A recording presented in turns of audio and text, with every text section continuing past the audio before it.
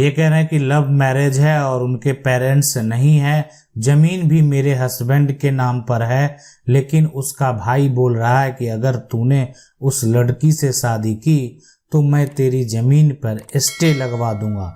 तो सर क्या ऐसा हो सकता है, वो भी हमारी ज़मीन पर स्टे लगवा दे जबकि प्रॉपर्टी मेरे हस्बैंड के नाम है। प्लीज़ सर कोई जो एडवाइस दीजिए। देखें यहाँ पर लव मैरिज हो और या अरेंज मैरिज हो, इससे संपत्ति यानी कोई भी अगर प्रॉपर्टी है, मान लेते हैं ये जो ज़मीन है, ठीक है, ये अगर ज़मीन है, अब ये ज़मीन जो है एक आपके पति के नाम दर्ज है, यानी इस पे या मान लेते हैं इस ज़मीन पर मकान बना हुआ है और ये जो है पति के नाम दर्ज है, तो इस पे अगर यानी जो आपके पति हैं अगर उसके नाम दर्ज है तो इस पे पूरा अधिकार आपके पति का होगा, पूरा अधिकार आपके पति का होगा। अब उसका भाई जो है अपना एक दावा तभी पेश कर सकता है जब भाई जो है परिवार का उत्तराधिकारी होते हुए भी उसके नाम प्रॉपर्टी दर्ज नहीं हुआ। मतलब अभी जो है आपके पति के अगर कोई भाई हैं, है ना, लेकिन ये पति का अपना कोई प्रॉपर्टी नहीं है, इनका भी प्रॉपर्टी जो इनके नाम पर हुआ है वो पिता की प्रॉपर्टी है। तो पिता की प्रॉपर्टी दोनों भाई के नाम दर्ज होना चाहिए। अगर किसी एक का नाम हुआ तो दूसरा भाई तो उस पर किसी प्रकार का ऑब्जेक्शन लगा ही सकता है। रही बात संपत्ति का जो है लव मैरिज या अरेंज मैरिज से, तो किसी भी प्रकार का कोई भी मैरिज से इसका कोई लेना देना नहीं है। मैरिज एक अपने जगह पर अलग कानून है और कानूनी अधिकार है यहाँ, और जो प्रॉपर्टी का अधिकार है उससे उसका कोई लेना देना नहीं है।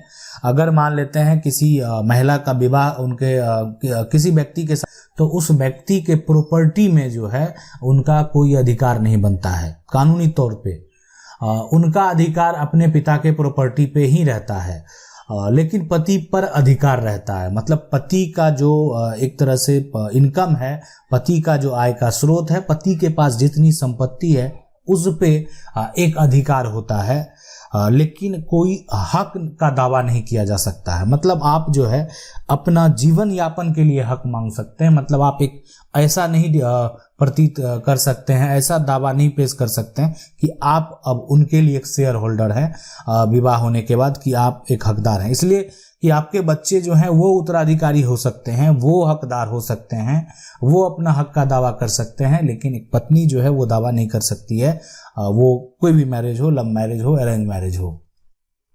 अगला सवाल है, सर मेरे पापा ने गांव के जो है किसी आदमी से 2014 इतना लिए थे और वो आदमी एक तरह से वकील है। उसने जब एक तरह से पैसे दिए तब पापा का जमीन का जो है सारा हिस्सा धोखे से लिखवा लिया। पापा ने ट्रस्ट कर लिया। अब वो इतना मांग जो है रहा है, कब्जा यहाँ पर जो है करने की भी बात कर रहा है। हम यहाँ पर जो है 2 बार केस चल रहा है और वो खुद एडवोकेट है, सब सीटिंग कर रहा है। सर हमें कुछ पता नहीं यहाँ पर भी। सबसे पहले आपको काम करना है ना कि आप क्या करेंगे। देखें, अगर कोई आदमी है और वो वकील है, और वकील अगर है, ठीक है, वकील अगर है, आपसे आपके पिता से वो धोखे से जमीन अगर लिखवा ले। देखें, मामला एक समय अगर बहुत पुराना है, सबसे पहले अगर बहुत पुराना है, सबसे पहले तो अभी वर्तमान में अगर आपका कब्जा है, आपने कब्जा उनको अब अभी तक नहीं दिया है, तो ये बहुत बड़ा प्लस पॉइंट है, और देना भी नहीं आपको। तो आप क्या कर सकते हैं, उनके खिलाफ जो उनके अगेंस्ट जो है वो आप सिविल कोर्ट में केस कर सकते हैं, ठीक है।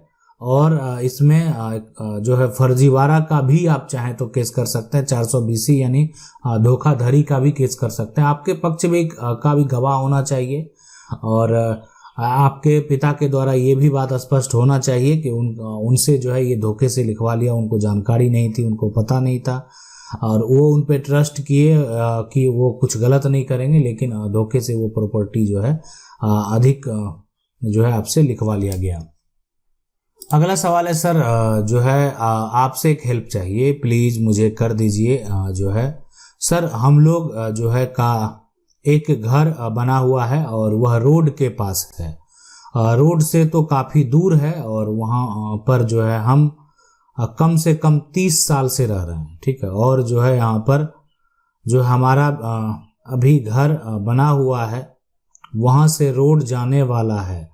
तो जो रोड यहाँ पर बनने वाले एक तरह से वाले आए थे, तो उन्होंने बोला था कि जब ये रोड बनेगा तो हम आपका घर जो है हटाएंगे और आपको जो है दूसरी जगह घर देंगे। तो हमें बोला ठीक है, और रोड बनने में जो है अभी लगभग 1-2 साल है।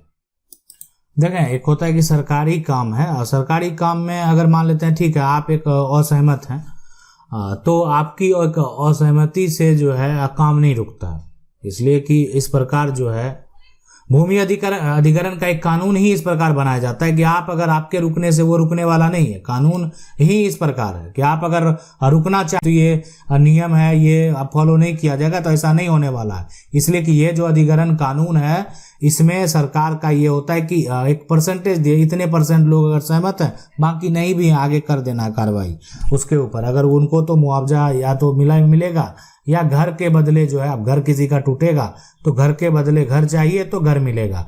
लेकिन अगर आपकी ज़मीन से जो है आपके जो मकान है उससे रोड नहीं गुजरने वाला, आपका रोड से किसी प्रकार का कोई इफेक्ट नहीं है, और कोई निजी बिल्डिंग है, किसी कंपनी का बिल्डिंग है, अगर वो बनने वाला है, ठीक है, और लेकिन वो भी सारा प्रक्रिया जो है अधिग्रहण कानून के तहत हो रहा है, तो आपको खाली करना पड़ेगा। अन्यथा अगर आप अपना दावा चाहते हैं, अपना अधिकार चाहते हैं, तो उस केस में अगर आप नहीं देना चाहते हैं उस कंपनी को या जो भी है, तो आप उसके लिए सिविल कोर्ट में केस भी फाइल कर सकते हैं और समस्या बता सकते हैं कि आपका जो है रोड आपके मकान से जो है रोड बाधित नहीं है, आपका मकान जो है वो रोड से हटकर है। अगर लेकिन रोड अगर आपके मकान से होकर गुजरेगा तो फिर आपको वो मकान तो छोड़ना पड़ेगा। साथ में उसके एवज में आपको जो है मकान दिया जाता है, जमीन दिया जाता है।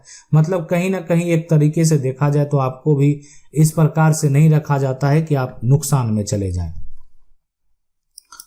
सवाल है कि एक ही घर के लोग हैं, भाई बहन और जो है माँ, तीनों यहाँ पर जो है वारिसदार हैं। बेटी की शादी हो गई है, 12 साल हो गया है उसकी शादी को, माँ बाप भी मर गई है। तो क्या भाई उस जगह पर कब्जा कर लेगा या बेटी को उसका हक कितने साल के बाद हो जाएगा?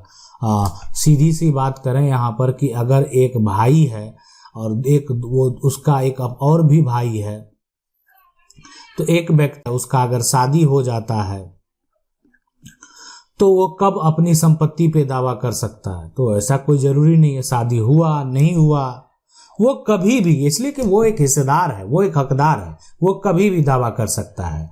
तो यहाँ पर भाई के जगह पर बहन है, तो बहन को भी जब अब भाई के बराबर बना दिया गया, बहन को भी जब हिस्सेदार बना गया, तो कभी भी अपना दावा पेश कर सकती है। वो कभी भी जो है अपना दावा पेश करके अपना हक जो है वो कानूनी तौर पर प्राप्त कर सकती है।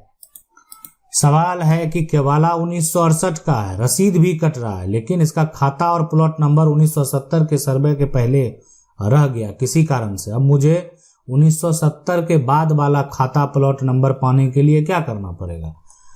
देखें, अगर जो है 1970 का जो सर्वे हुआ है आपके एरिया में, ठीक है, तो अभी ये तो ऑनलाइन भी अवेलेबल है। आप जो है जो आपका मान लेते हैं केवाला में आपका 1968 में जो केवाला है उसमें आपका पुराना से वो सारा कुछ जो है वो उस पर चढ़ा हुआ केवाला पर, लेकिन आपका रसीद कट रहा है वो नया के अनुसार से। तो आपको केवाला से पुराना प्राप्त करने की कोई ज़रूरत नहीं है। वो आपका जो केवाला उसमें अगर पुराना दर्ज है तो आपका वो बहुत यहाँ पर जो है जगह पे वो मान्य है, मतलब ऐसा कोई जगह ही नहीं है जहाँ वो मान्य नहीं है। और आपका रसीद भी कट रहा है तो रसीद भी किसी कैंसिल तो होने वाला नहीं है। तो इसीलिए अगर वो आपका सर्वे से पहले से अगर कोई आप इंफॉर्मेशन निकालना चाहते हैं, प्लॉट नंबर भी अगर अभी आपने कहा कि प्लॉट नंबर पाने के लिए क्या करना पड़ेगा, तो प्लॉट नंबर तो आप अपने नया जो एक तरह से मैप बना सर्वे के बाद नया जो नक्शा बना उसमें भी आप देख सकते हैं, उसमें जो नंबर मेंशन है वही आपका प्लॉट का नंबर है, ये प्राप्त कर सकते हैं। अभी के समय में डाटा जो है हर राज्य का लगभग ऑनलाइन है, तो ऑनलाइन भी जाकर आप देख सकते हैं कि आपका कहाँ पर जो है क्या मेंशन किया गया है। सवाल है कि सर जी मेरे दादा और उनके भाई लोग के बीच बंटवारा हुआ, लेकिन एक के पास जो है यहाँ पर ज़्यादा ज़मीन है 60 से 50 साल पहले, लेकिन मैं इस बंटवारा से जो है यहाँ पर सहमत नहीं हूँ। क्या यहाँ पर जो है पार्टीशन सूट केस करने से हमारा अपना जो है बराबर का हिस्सा क्या कोर्ट से भी यहाँ पर भी एक्शन लेगा या कोई यहाँ पर जो है कार्रवाई नहीं होगी?